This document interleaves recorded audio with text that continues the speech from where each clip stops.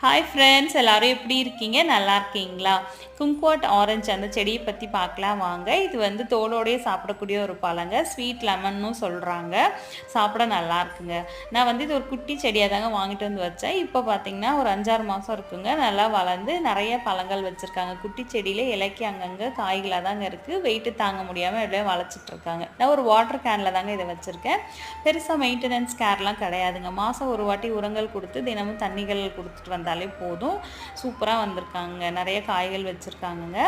இது ஒரு செடி வந்து ரூ. 200 அவ்வளோதாங்க வரும். குட்டியாக தான் நான் வாங்கியிருந்தேன். நம்ம இந்திரா கார்டனில் கிச்சன் கண்டெஸ்ட் சீசன் 9 வின் பண்ணியிருந்தோம் இல்லைங்களா, அங்கே இது வாங்கிட்டு வந்து நான் வச்சேங்க. சூப்பராக காய்க்குதுங்க. கண்டிப்பாக எல்லார் வீட்லேயும் இது வளர்க்க வேண்டிய செடிங்க. ஜூஸ் போடலாம், அப்படியே பறிச்சும் சாப்பிட்லாங்க. நம்ம ஆர்கானிக்காக விளைவிக்கிறனால கண்டிப்பாக டேஸ்ட்டாக சூப்பராக இருக்குங்க. கண்டிப்பாக எல்லார் வீட்லேயும் வளங்க. தேங்க்ஸ் ஃபார் வாட்சிங். பாய். நவாநதி கார்டனை சப்ஸ்கிரைப் பண்ணுங்கள்.